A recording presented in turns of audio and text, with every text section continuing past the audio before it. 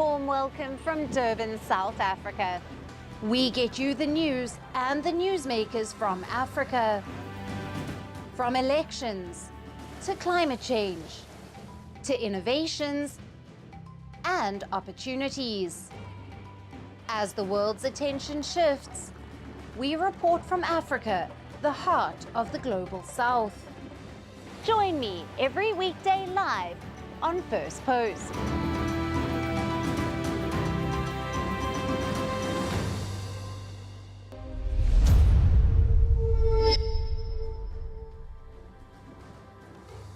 Hello and welcome to Firstpost Africa, where we get you the top stories from the continent and from across the world.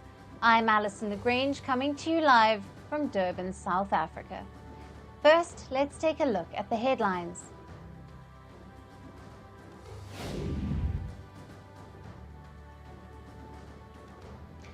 Five assailants killed in an anti-terrorist operation after at least 19 people reported dead in coordinated attacks by gunmen on churches and synagogues in Russia's Dagestan. Israel says it has killed senior Hamas weapons expert as IDF troops continue intelligence-based targeted operations in Gaza's Rafah city and central Gaza. Iran and Bahrain agreed to launch negotiations on how to restore diplomatic ties that have been severed since 2016, after Manama followed Riyadh's attempt to isolate Tehran. At least 16 people killed in massive fire after a powerful explosion at a lithium battery factory in South Korea's major industrial cluster of Hwasong. Apple risks billions of euros in fines as the European Union finds the iPhone maker's App Store to be violating the bloc's landmark digital competition rules.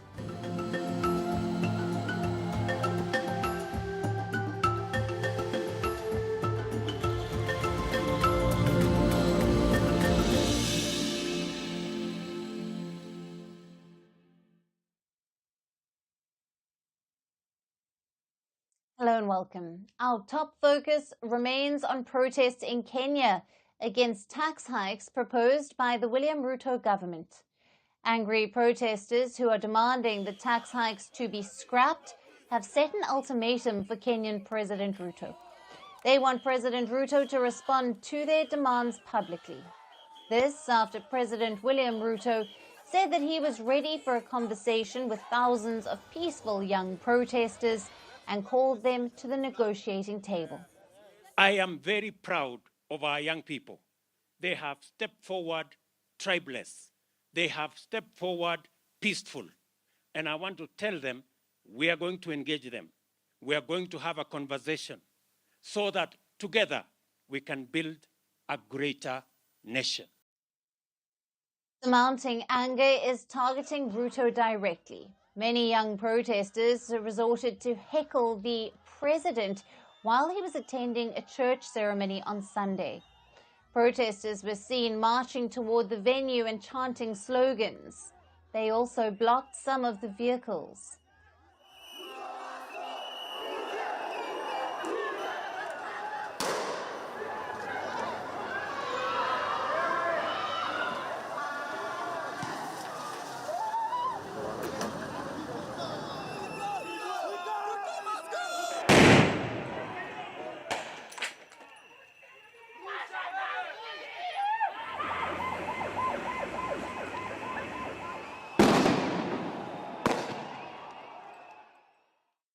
Ruto was whisked away by his security team when they realized that the protesters were there to confront him. The protesters are opposing the new tax hikes in the Finance Bill 2024 that has been tabled in Parliament. As the protests caught the Ruto government off guard, it decided to roll back some of the proposed tax increases last week. However, the protesters want the bill to be scrapped altogether.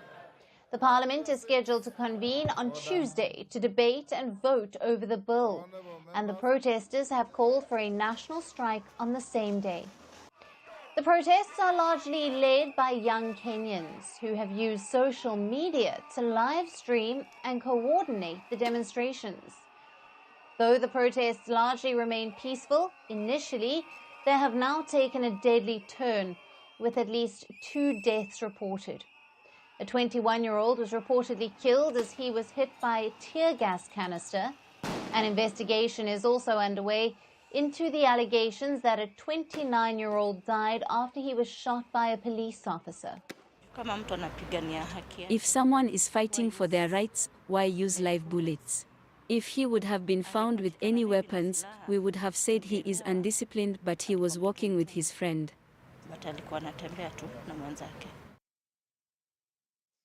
While Amnesty International Kenya says many protesters, protest organizers, content creators and medics have been profiled, abducted and detained, the ongoing protests are a big blow for President William Ruto's administration, which seeks to raise around $2.7 billion with the tax hikes. Now, the government argues the hikes are necessary for filling the state coffers and reducing external debt. After the government agreed to scrap some of the proposed levies, including on bread, car ownership and financial and mobile services, Kenya's National Treasury has warned of a budget shortfall of around $1.56 billion. To fill the void, the government is now targeting an increase in fuel prices and export taxes. However, critics fear that the move will exacerbate the cost of living crisis and further add to Kenya's expenses amidst high inflation. Now, for more on this, we have with us communication and political strategist Mark Bichachi, who is joining us live from Nairobi. Thank you for being with us. Thank you for having me. Now, President Ruto wants to sit down with peaceful protesters to talk, but the protest groups say that he must talk publicly. Can the mounting anger force President Ruto to give in to the demands that have been made by the protesters? Well, first and foremost, we must understand that these protests do not have particular leaders. There's no single person you can sit with and say that you've negotiated with the demonstrators. The demonstrators are coordinating themselves on social media. Many of the people who you could say are ringleaders or most influential in this particular movement are either anonymous or they don't actually hold any sway in terms of convincing their fellow demonstrators to actually stand down. Number two is that these particular demonstrations have actually seen an escalation in the sense that they're not just calling for the removal of these taxes that they're calling punitive and unfair, but they're also calling for the removal of the president himself. So this is changing, and it's very difficult really to convince them to put their protests arms down. But on the same note, it must be remembered that what they're calling for in terms of scrapping the entire finance bill is quite a difficult thing to do, given how long it takes to actually constitutionally constitute a bill such as the finance bill that we are looking at. So the president is caught between a rock and a hard place. It is not easy to navigate these waters. There is no particular leader to talk to in terms of getting these things done, and in terms of speaking to them publicly. It is interesting to note that for the last 2 days they have been talking publicly on social media, and they have been addressing the president on social media. And what happens if the Ruto government does not meet the protesters' demands? Kenya is already under economic distress. Can the Ruto government afford to add major challenge to its list of problems? Well, it's going to be very interesting for the Ruto government. Remember that the budget had increased by another about $30 million, thereabout. Sorry, $33 billion. I misspeak there. And there is an opportunity to actually reduce these costs. The budget's about $3 billion. There's an opportunity to reduce those costs to something that is more manageable. So it is not impossible for the government to wiggle its way economically out of the problems that it has. It's just the matter of that the budget that they had wished for is now well gone unless they're willing to face the wrath of these young people who I do not personally see standing down if that bill is passed. Indeed, until it is scrapped and redone, these young people will continue demonstrating across the country, and therefore the president is caught between the hardship of protesters and the difficulty of changing his budget. Right, Mark, Ruto's government is looking to raise $2.7 billion in taxes to reduce debt. Will these proposed tax hikes be effective in achieving this goal? That's actually the million-dollar question, because many pundits and many economists are saying that it is not possible anymore to tax Kenyans even more than they've already been taxed, terming these taxes as extremely expensive, extremely punitive, and the taxes that were put in last year have not raised as much funds as they had hoped to raise. And many Kenyans are saying that they are already so broke that if they're taxed anymore, they would not be able to meet these demands. At the same time, they're saying that instead of taxing the Kenyans, more Kenyans are asking for President William Ruto to reduce the costs of, for example, running State House, running the house, the office of the First Lady, running the office of the Prime Cabinet Secretary, and that of his spouse. So they're talking, the Kenyans are talking about austerity measures and pushing back against higher taxes, saying that if the leaders are living in largesse, then really they need more taxes. The president is pushing back and saying that everything that he has done to the effect of reducing the national debt, while at the same time being able to manage what the fiscal demands of the country is. Mark, thank you very much for your time and for being with us on Firstpost Africa. Most welcome.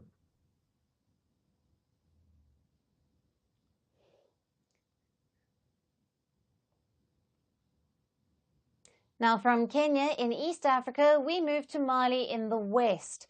The junta-led country has leveled scathing allegations against former colonial ruler France. Mali's president, Assimi Goïta, has accused the French of trying to undermine the junta administration. The military leader alleges that France has been printing counterfeit CFA franc notes in an attempt to damage Mali's economy.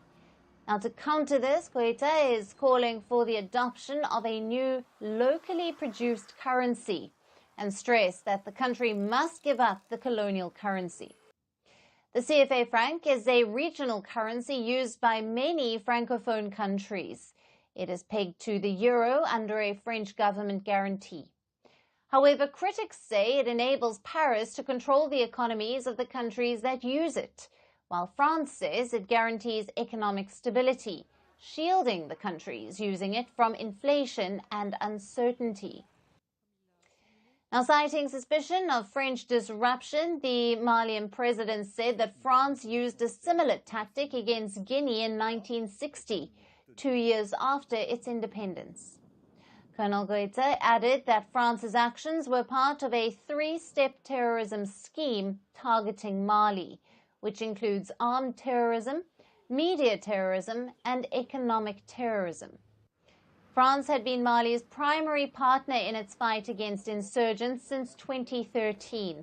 However, in recent years, Mali has been witnessing a rise in anti-France sentiment. The tensions reached their peak in January this year, after the West African bloc ECOWAS announced tough sanctions against Mali. that were primarily pushed by France. The sanctions were in response to the delay in elections by the junta. Now, these restrictions included border closures and trade embargoes. France has also been pressing the European Union to slap sanctions against Mali. The diplomatic fallout between the West African nation and its former colonial ruler began in 2020, when Colonel Assimi Goïta staged a coup to oust a democratically elected government. The situation took a turn for the worse when Colonel Goïta staged a second coup in 2021, reinforcing military control despite international calls for a return to civilian rule. Since then, ties between Mali and France have plummeted. The French were forced to draw down their troops, and Mali opened its gates to Russian mercenaries for security cooperation. Mali also accused France of training terrorist groups in the Sahel region. It even expelled the French ambassador. It's not just Mali. Several of France's former colonies in the Sahel region are rejecting its legacy. Junta-led governments in Burkina Faso and Niger have also lambasted France as an economic predator and as a missionary of Western values. The rising anti-West sentiment in the Sahel is helping Russia to make inroads as former French allies turn to Moscow for security aid.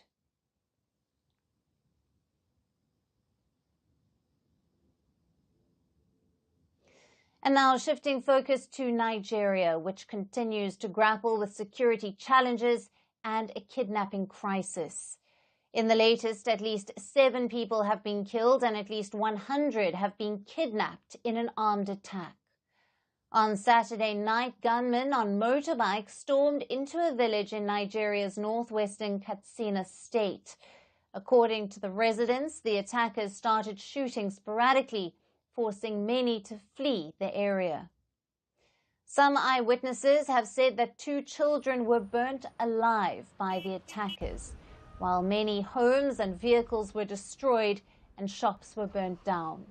Livestock was looted in an attack that lasted for about 6 hours. Residents say that more than 100 women and children are missing, though the police have not confirmed the number, but they are investigating the attack. Nigeria, over the past decade, has seen several such kidnappings. Armed gangs have frequently kidnapped residents and students for ransom. The first such kidnapping took place in 2014, when terror organization Boko Haram abducted around 300 students in an all-girls school in the town of Chibok. This is also the worst-known kidnapping case in the country, when the victims faced deep physical and psychological abuse. At least 90 of the abducted students are still missing. After this incident, such abductions have become a regular affair in Nigeria, especially in the volatile northern regions. And now more actors are carrying out such crimes, mostly armed gangs who are locally known as bandits. Now, their rise is believed to be an outcome of years of conflict over land and water between nomadic herdsmen and farming communities. These bandits have now turned kidnappings into a lucrative business as they target vulnerable groups to demand hefty ransoms, from money to seizing control of valuable assets. Over the last decade, over 1,500 students have been reportedly kidnapped in Nigeria. A total of 4,000 kidnappings have taken place since May of last year, after President Bola Tinubu took office. In just the first 3 months of this year, close to 1,000 kidnappings have taken place. In some cases, where the ransom is not paid, the kidnappings have turned deadly. Now, the crisis raises questions on Nigeria's ability to tackle the security challenges. Amidst a worsening economic crisis, more and more people are joining such gangs that have been able to control significant territories and have amassed a huge number of weapons, which are even capable of downing military planes. Experts have also pointed to corruption and an ineffective collaboration between police and the military as a reason for the failure to counter such attacks. Meanwhile, due to the fear of kidnappings, many parents have resorted to pulling their children out of school. As per UNICEF, 66% of all out-of-school children in Nigeria are from the northeast and northwest parts, which are the hot zones of such kidnappings. With education at risk, the kidnapping crisis is also threatening the growth and development of Africa's most populous country and major economy.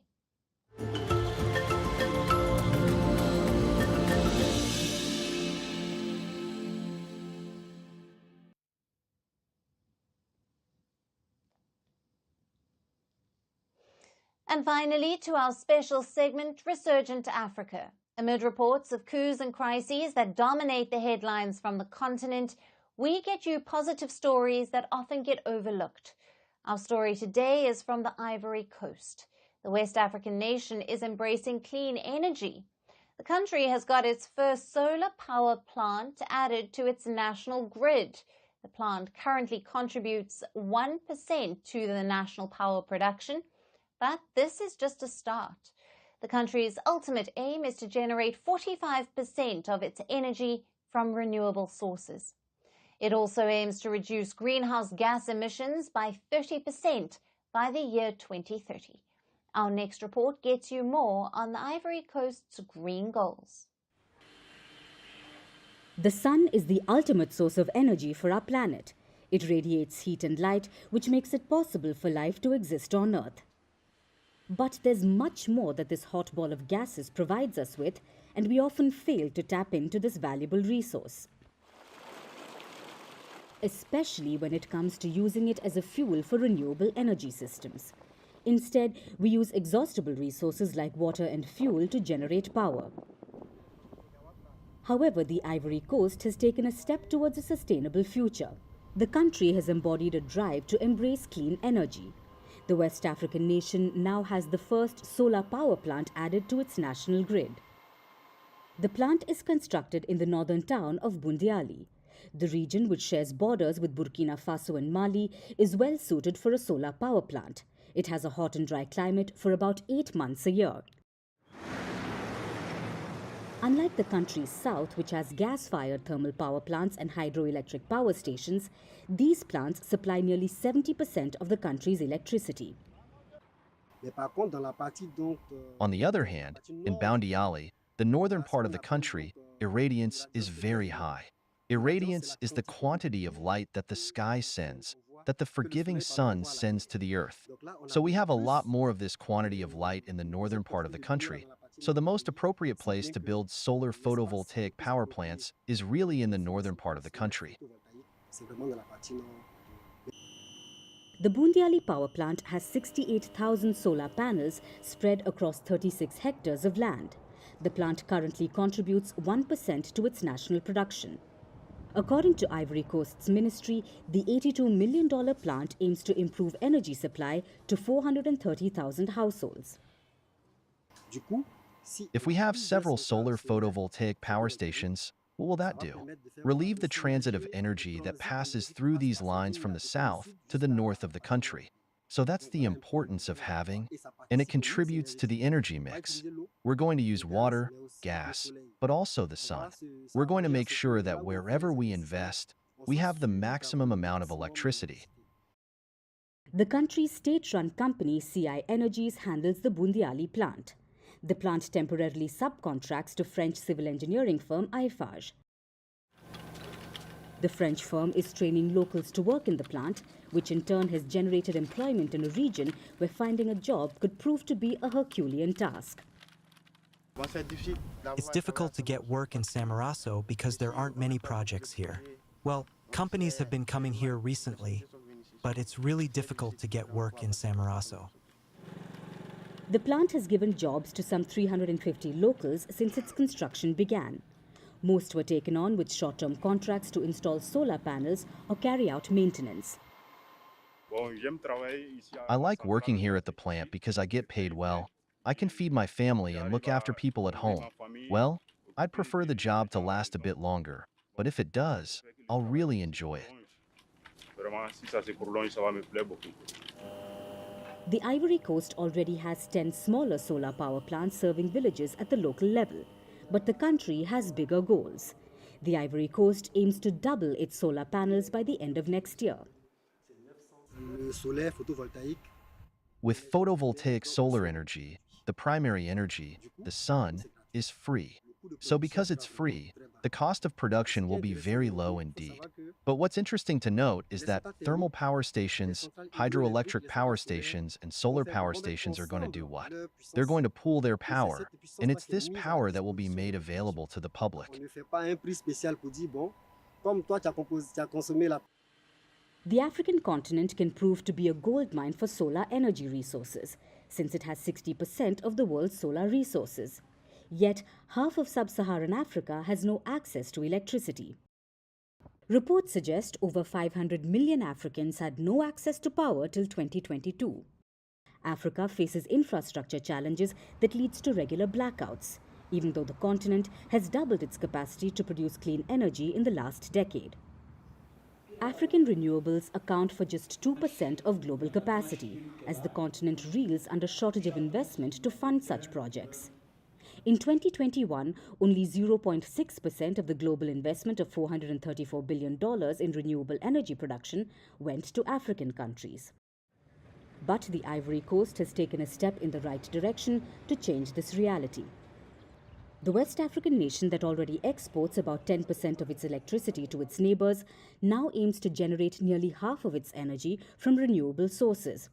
It also aims to reduce greenhouse gas emissions by 30% over the next 6 years.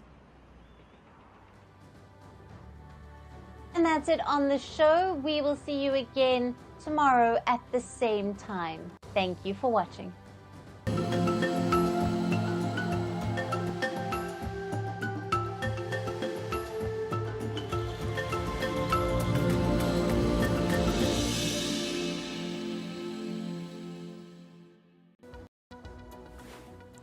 At least 15 police officers and 4 civilians have been killed and several others injured after gunmen launched a deadly attack in Russia's Dagestan region.